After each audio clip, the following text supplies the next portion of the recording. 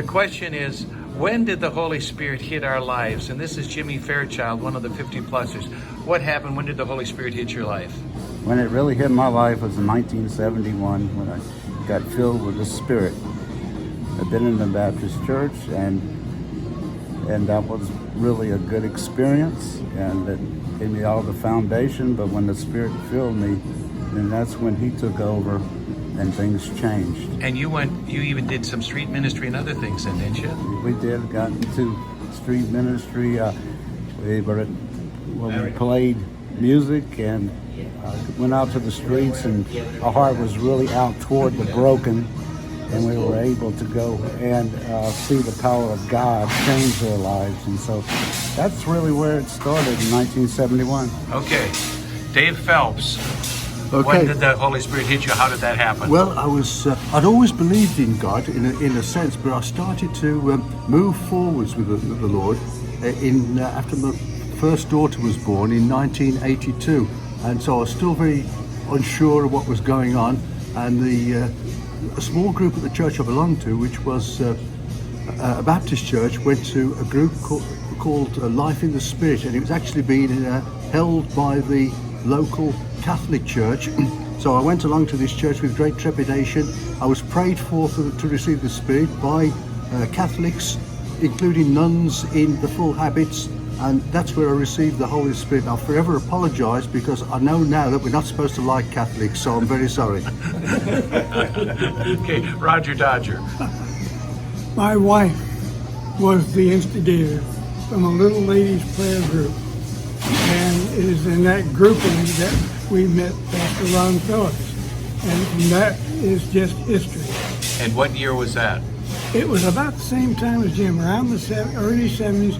It was the Jesus movement, the charismatic renewal, just everything.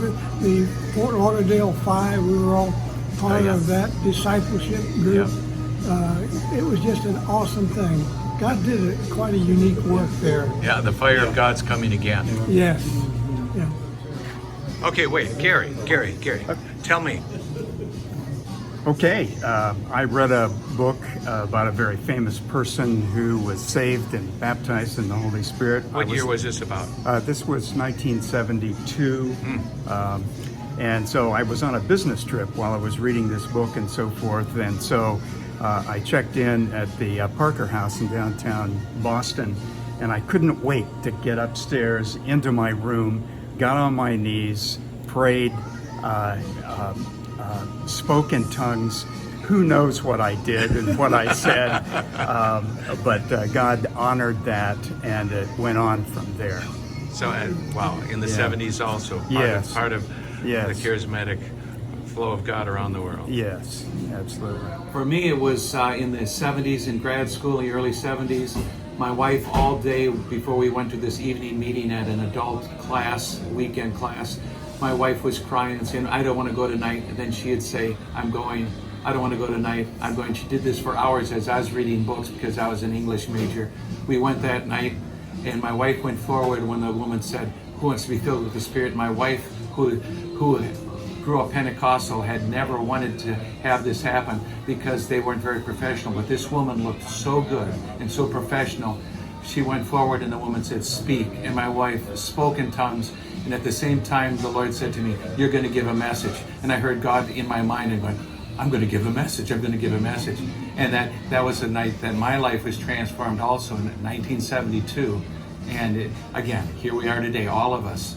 We've been transformed because of what the Holy Spirit did then. And the fire of God is coming again. Yes.